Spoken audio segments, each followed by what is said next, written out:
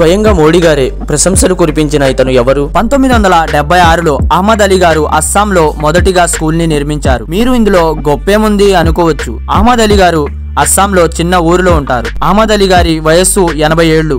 వీరు జీవించడానికి రిక్షా నడుపుతారు. వీరు చాలా పేద కుటుంబంలోని వారు. అందుకే వీరు చదువుకోలేదు. అందుకే ఆ పిల్లలు ఎవరైతే చిన్న వయస్సులో చదువుకోకుండా బతకడం కోసం పనిచేస్తూ ఉంటారు, వారి మీద చాలా బాధగా అనిపించి చాలా బాధపడేవారు.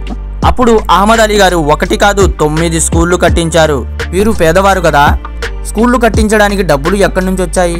అహ్మద్ గారికి 32 ఎకరాల పొలం ఉంటే మొత్తం పొలం అమ్మేశారు స్కూళ్లు కట్టడానికి, పిల్లలను మంచి దారి చూపించడం కోసం. అయినా గానీ అహ్మద్ గారి డ్రీమ్ పూర్తి అవ్వలేదు. 9 స్కూళ్లు ఉన్నాయి గానీ ఒక్క కాలేజ్ కూడా లేదు అని బాధపడేవారు. ఇలాంటి వారిని చూసినప్పుడే మానవత్వం ఇంకా బతికే ఉంది అనిపిస్తుంది. అహ్మద్ గారికి లైక్ చేసి గ్రేట్ అని కామెంట్ చేయండి.